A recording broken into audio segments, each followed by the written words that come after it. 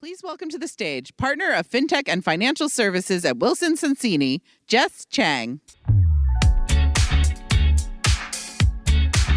Good afternoon, and thank you to the team at Modern Treasury for this great day of insights and knowledge sharing.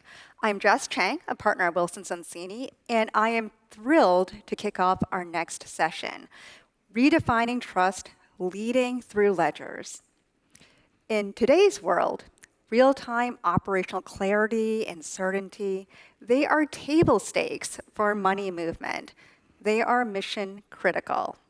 So I am honored to introduce these three exceptional industry leaders in the fintech space who will share their reflections on how modern ledger structures, they're not just keeping up, but they're transforming the way companies, innovators, manage and scale financial operations. I'll be joined by three panelists. First, Bob Sneed, Vice President at Conservice, where he leads enterprise payment strategy. Second, we'll be joined by Elizabeth Dobbs, Vice President of Financial Operations at Alegeus. And third, Isabelle Meyer Stapf, the Senior Vice President and GM of Payments at RealPage. So please join me in giving a very warm welcome to our three panelists.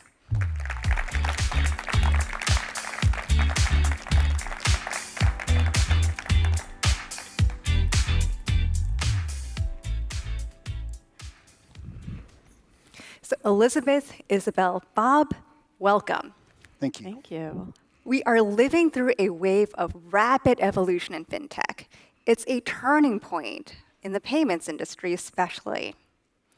And at the heart of this evolution, there's something far less hyped, but also far more fundamental than many realize. Ledgering. So this is the ability to track, reconcile, and understand the flow of money in real time. And this is not just a back office function. It's the core infrastructure that enables innovation, product differentiation, and customer trust. And nowhere is the importance of ledger infrastructure more evident than in the payment space. At the very core of these business models, it's the need to manage money movement with speed and with accuracy. And we've seen the headlines, the collapse of FTX, the Synapse bankruptcy. It is painfully clear what can happen when ledgering is deeply flawed or missing entirely. So these cases, they illustrate not just financial failure, but a breakdown in trust, transparency, and accountability. They're a reminder for us that ledgering isn't just a technical detail, it's a first principle. So Bob, I'd love to get your perspective. Perhaps you could just describe where you sit in the payments value chain and what ledgering means to you. Certainly, thank you. At Conservice, we're the country's largest utility bill management company for the commercial real estate business. And in doing so, we're handling billions of dollars in utility payment flows on an annual basis.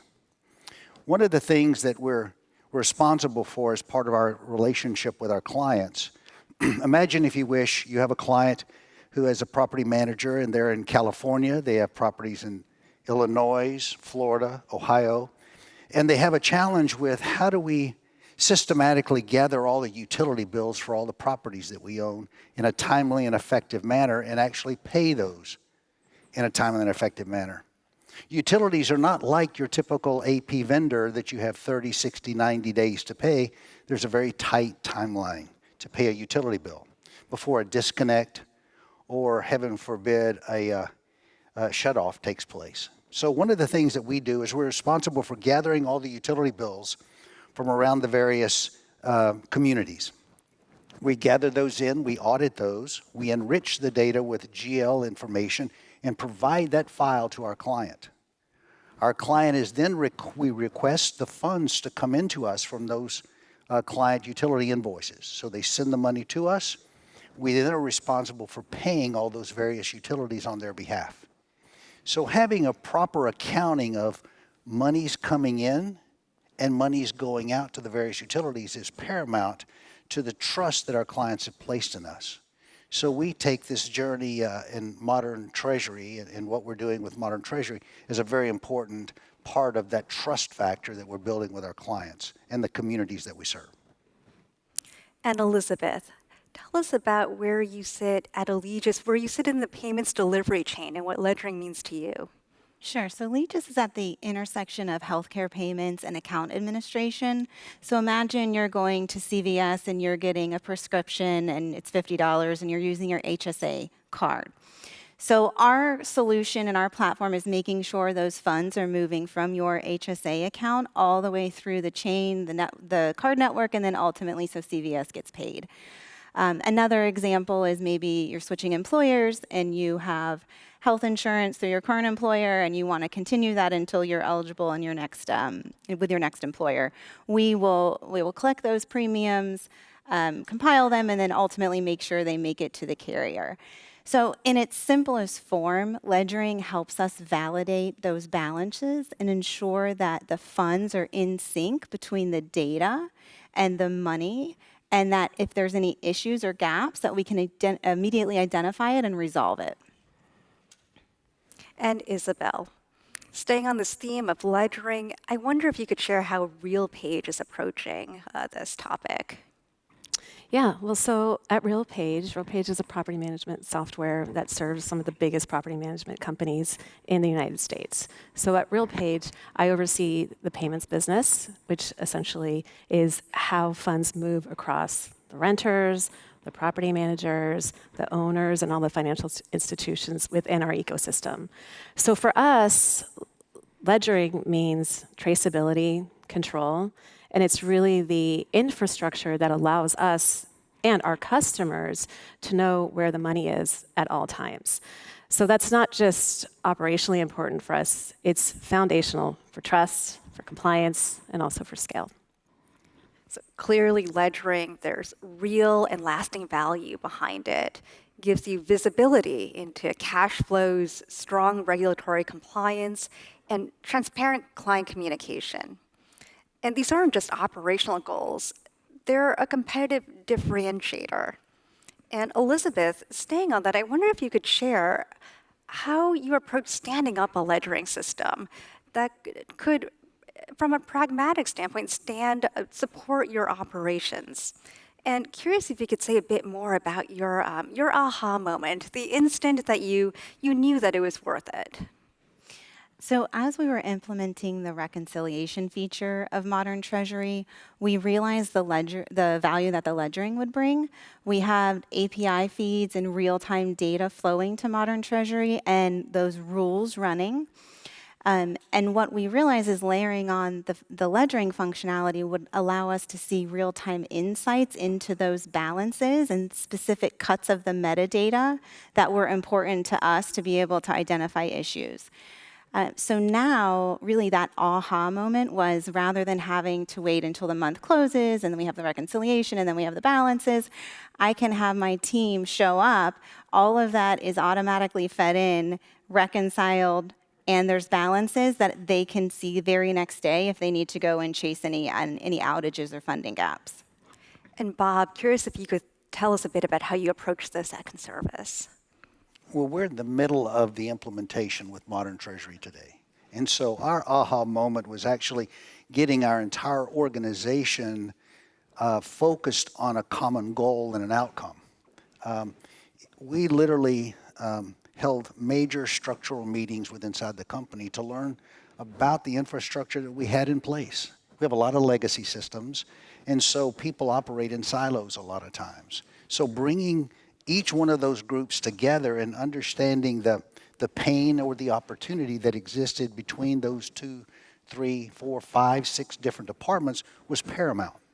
So really bringing people together, seeing their eyes light up when they really understood the impact that their job had on the upstream or downstream impact of the company was an aha moment to say, now that people understand what we're doing and how we're doing it and how the functions that they have in their day-to-day responsibilities impact others in the company, Now we're getting somewhere so we can actually go forward with a solution that will make a difference and give us the foundation that you talked about earlier. I think seeing the light bulb go off across colleagues in your company, that must be a very exciting moment. And Isabelle, I wonder if you could tell us about your aha moment. Yeah, well, for us, the aha moment came when we realized that we could not continue scaling without real-time reconciliation. So that aha moment was driven from necessity. At RealPage, we are moving over $100 billion annually across a deeply fragmented system. I mentioned to you that we have this ecosystem of renters, property managers, owners, financial institutions. And we had to admit to ourselves that our legacy architecture, while it was functional, it was limited in enabling us to scale with precision and speed. So we really decided to take a step back and rebuild our internal financial infrastructure around a modern ledger core. And that is where we're at today. So we're a little further along with you. We've actually launched our implementation. And the impact has been seen already. We have now, the reconciliation time has shrunk dramatically. Our internal teams have gained visibility into fund flows, and we're starting to get feedback, right? So we're hearing from our finance team that they have more confidence in the numbers, they like the reporting better. Our product and engineering teams have a single source of truth that they can reference as they're building product, and it has improved their product velocity. And of course, we've got our operations and compliance teams, very important. They are gaining trust in our records. And then finally, on the leadership side, our leadership is now able to confidently connect business outcomes to transaction level clarity.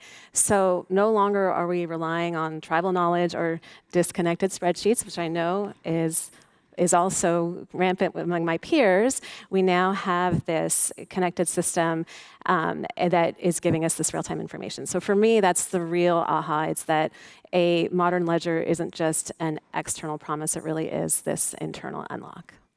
And would love to stay with you, Isabelle, and hear a bit more about your firsthand experience. If you could share with us some practical insights from your journey in overhauling your ledgering system.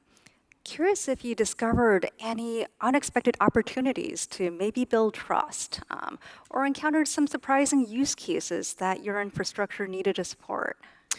Yeah, I mean, I think for us, the real outcomes weren't flashy. They were it was foundational.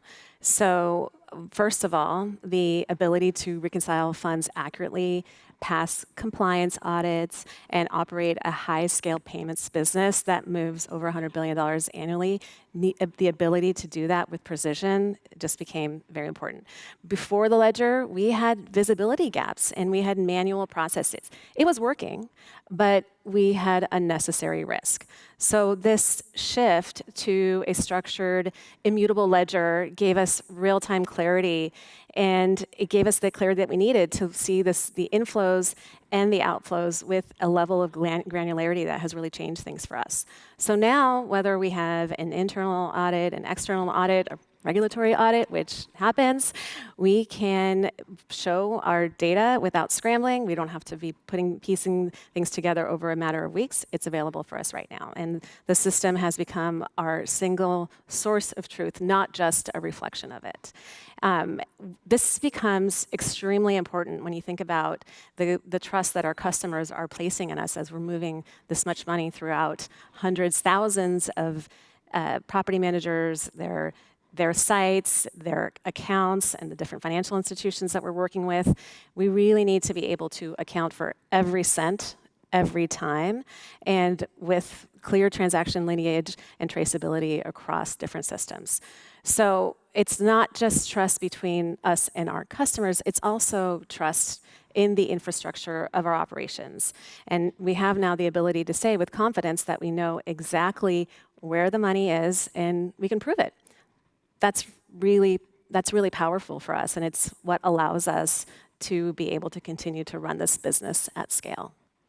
And staying on this theme of building trust, Elizabeth, how about you? How have you seen any maybe surprising ways or really again, feeding to this theme of building trust among customers, stakeholders. Tell us about your journey. Yeah, I like that it's not flashy, it's functional. But same thing, it's built trust with our finance and our controllership, certainly for audits, being able to pull the data together. In our operational environment, of course, we have reporting and alerts and things that we know are going to go wrong, that we are constantly monitoring, we always have.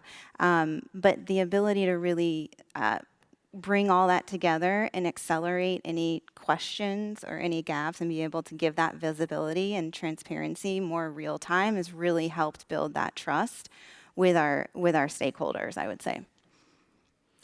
And Bob, curious if you could share some insights from enhancing your ledger infrastructure. Since we're in the middle of this, you reflect back on the journey that we had. We brought our teams together. We went through the process of understanding our own internal challenges to learn what we didn't know. And as we did that, we developed a trust component between our people, our partners, potential partners, and our processes. And as people began to gain more confidence in their understanding of what it is we were trying to achieve and how we could achieve it, then we met with Modern Treasury in our case, and they helped us get over the hump to understand that this is possible. We had a lot of internal doubters. Is our system so complex and complicated that it could actually have a resolution? And is there a fix to get us there without disrupting our day-to-day operation? And I think through the confidence that was built and the trust that was built, through the, I'll call it hand-holding that Modern Treasury was able to do to our internal team, it really helped bridge the gap of confidence that we can do this, we can make it happen.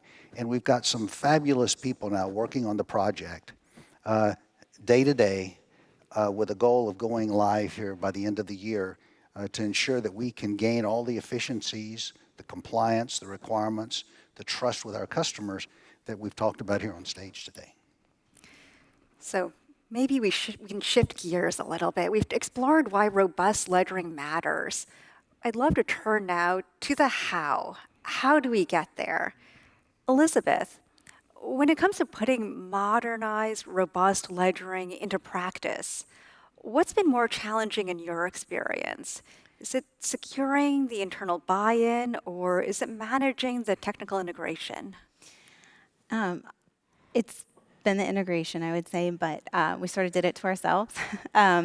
But just starting out a system conversion is really hard, right? You have people that are doing their day job, and then now they need to also do the conversion. So it's just a stress on the team. But I will say Modern Treasury came to the table, and every single person that we've ever talked to has really been a true partner, wanting to understand our business and help build us a solution that will really deliver what we need for our business going forward. So when I say we did it to ourselves, we decided to go from more of an aggregated reporting to really get down to granular level reporting based on the metadata so that we could have the roll up, but then we could get down and get any kind of balances that we need at any given time to monitor and be able to sort of real time assess what problems, do we need to go chase. And so getting that from our current processes and reporting and getting that level of beginning balances so we can sort of kick it off and go live on Modern Treasury has been the hardest part. It's just because of the way we sort of designed it going forward and what we're dealing with legacy. So it sounds like the nuts and bolts of it can be challenging, but finding the right partner, collaborating with them closely, that is critical. So Isabelle, I'm curious if you can share your perspective, if you could share some takeaways from your experience. Yes, and I'll start by also praising our folks at Modern Treasury who have been amazing and really just great partners. A huge shout out to the whole team, especially Ryan and Samir. I'm going to say a lot of what you said, it was definitely something that we experienced, but I'm going to kind of focus on a different angle, which was the internal buy-in. And that was a real challenge for us because if you think about it, technology, while hard, is solvable, right? You scope it, you resource it, you build it, and it might be hard and it might take a long time, but buy-in, that is a long game. And when you're thinking about getting people on board, you're not just changing the infrastructure, you're not just changing a technology, you're changing people's relationship with how decisions are made, how things are defined, how accountability is enforced, how tools are being used. And so for us, implementing a ledgered system meant adopting new workflows, new reporting structures, and giving up localized ways of working. And so there was understandable skepticism, right? If things are working, albeit maybe not optimally, they're working. So the questions that we were getting were, if it's not broken, why are we looking to fix it? Or are we just adding a lot more overhead? We have other projects or other priorities that we should be focusing on. So we had to really make that case with logic, with a lot of empathy. And I like to say we brought the team along in design decisions, process decisions, and really making sure that they felt like they were part of that process. So the bottom line really is that integration is hard, it's a project, and buy-in really is a transformation. And that's really where the true leadership is needed. It's not just to manage the change, but also to inspire belief that there is a better way of operating. And Bob, we'd love to bring you into the conversation. If you can give us your thoughts on the practical realities of overhauling a ledgering system. I think the internal buy-in that we were just talking about is so critical. Our internal buy-in took a little over a year, and it really started with those conversations and understanding what our current processes were, from G sheets to Excel spreadsheets to manual reconciliation to macros. You can tell the pain that was driven on people's daily faces in their workload because a macro would break, and now it's going to take extra time. So really pulling those things together and understanding how modern treasury and a ledgering system could actually help us through auto reconciliation and then the compliance requirements.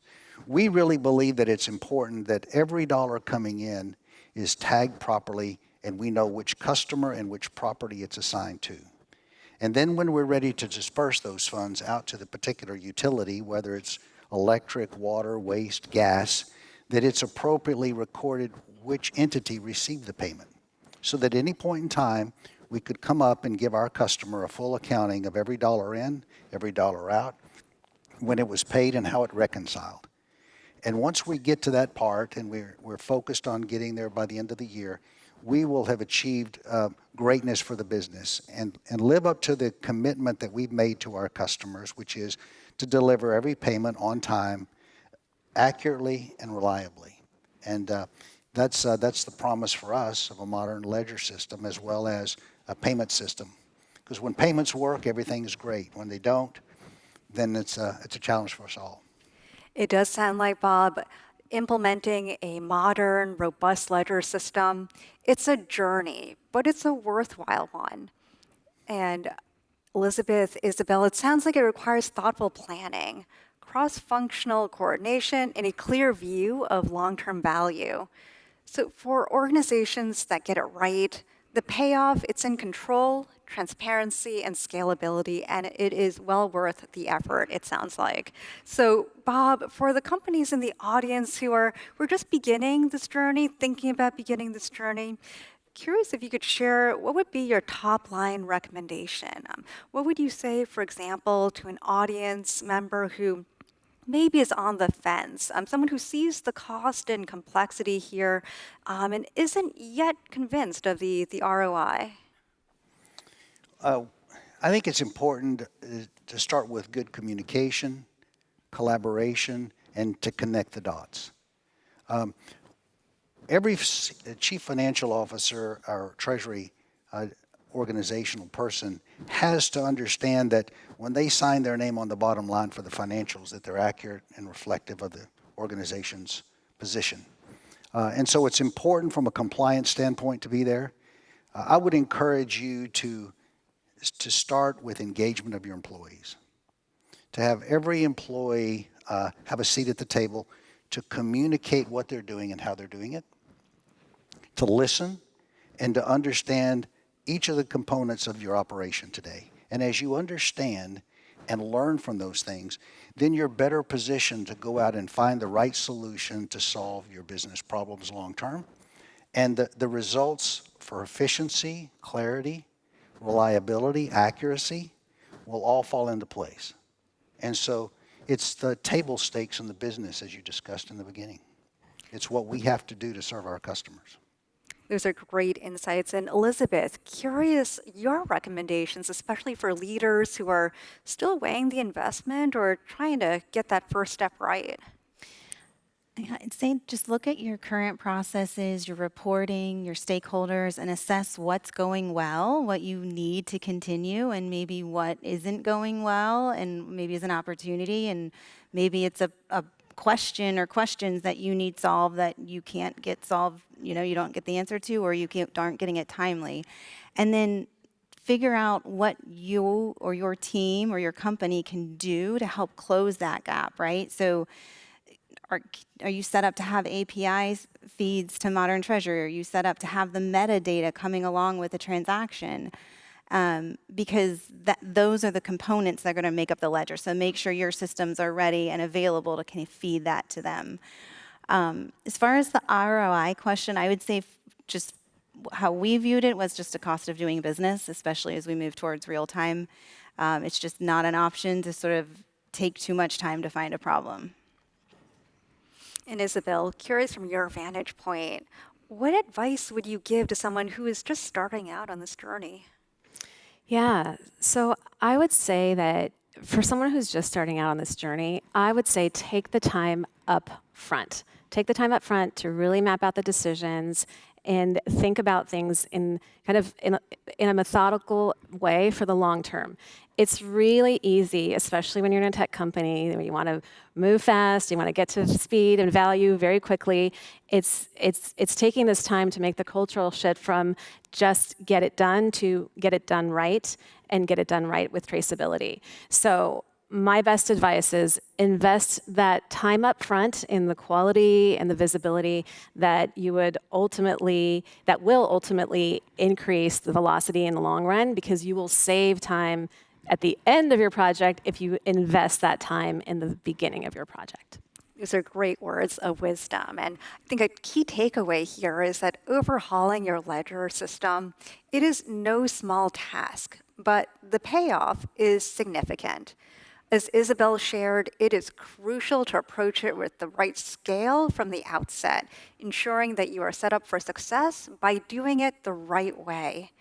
And as Bob shared, a strategic, targeted approach is key, focusing on areas where greater transparency can truly differentiate your business and give you a competitive advantage. And as Elizabeth emphasized, working with the right partner, especially one with deep industry experience, it can make the journey far, far smoother and help you build a robust infrastructure with confidence. Now, I know we are running down on time, but I wonder if we could have a lightning round on your closing thoughts, perhaps. So if you could we can maybe go down this row, and maybe each of you could finish this sentence. A modern ledger makes payment operations, Bob?